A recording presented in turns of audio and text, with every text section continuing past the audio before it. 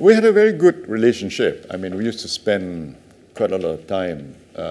He would invite me to his house and to have dinner, and after dinner we would retire to his room upstairs, private, first floor, or the what they call the upper floor of his house. We sit down, just the two of us, and talk about many things. Of course, he was not happy about certain things. He was not happy about One Malaysia at that time. He was not happy. I was using that jet. He said, "Why don't you sell the jet?" I said, "The jet was bought by Patla," he said. But I noticed even today he's still using the same jet. Because it's not actually a big jet. It's when you go internationally, set aside, side by side, the other leaders. Ours is a tiny jet compared. The other leaders were using a 747 or a Airbus 330, you see. But it was something that I thought, as a leader of the country, and we are going quite global, that we do need a reasonable size plane to get us around. It started with the Crooked Bridge. I think the Crooked Bridge was something which he had a very strong obsession about, the Crooked Bridge. But I told him that if UMNO could convince UMNO Johor to do that project, I would go along with it. But UMNO Johor did not support the implementation of the project. I have difficulty for two reasons. One, the project was cancelled by Patla and compensations were paid. It's very hard for me to explain to the public, after you cancel a project, paid compensation, it's not a small compensation, then you want to restart the project. So it will be double jeopardy. Secondly, the Singaporeans do not want that project.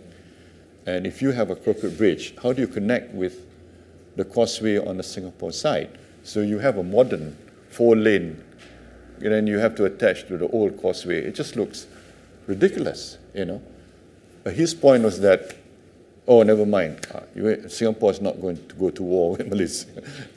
But it's not a question of that. It's a question of being realistic about it.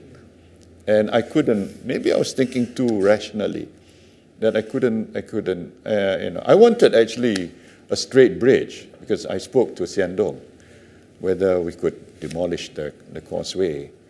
But Singapore said they're not prepared to pay for it because they think the causeway can last another 30 years. So that was Singapore's position. And whether you like it or not, Singapore is another sovereign nation. So you have to, and what do? I mean, you cannot just simply force Singapore to accept certain things. In a sense, yes. I underestimated the ability of opposition to get together, given their history, their very colorful history, so to speak. I also underestimated that the public would accept a 93-year-old man, given the history of Dr. Mahathir, that he stood for things that are very much not consonant with the demands of the young people.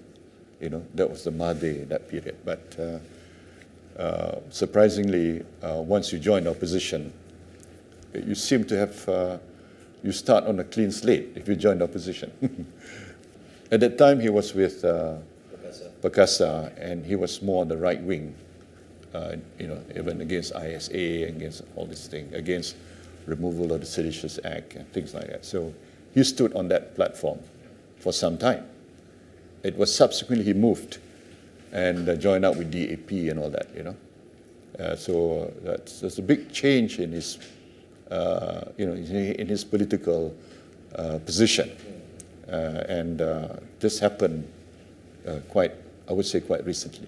But if you go on his track record, when he was in UMNO, he labeled DAP as racist and anti-Malay. I have not done that. I have not attacked DAP in that manner. Of course, we disagree, but I have not said DAP is anti-Malay and outrightly. I'm concerned about some of their, their policies, yes. But he's on record, very, very, practically all his speeches would demonize DAP, and DAP would demonize him. And DAP said if we were in power, he would be the first person we put in prison. DAP is on record to say that, you see. So when they got together, it was something that I didn't expect. I don't know how many people expected it. The nature of the words we used, I didn't explicitly say they're racist or anti-Malay, or anti-Islam. But I did express concern about DAP because the policies of DAP will not be, in line with UMNO's policies. But many UMNO leaders did use those words. Well, UMNO is a big party, 3 million people.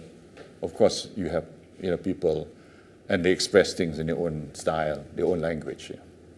There were other demands. He wanted more money for Langkawi.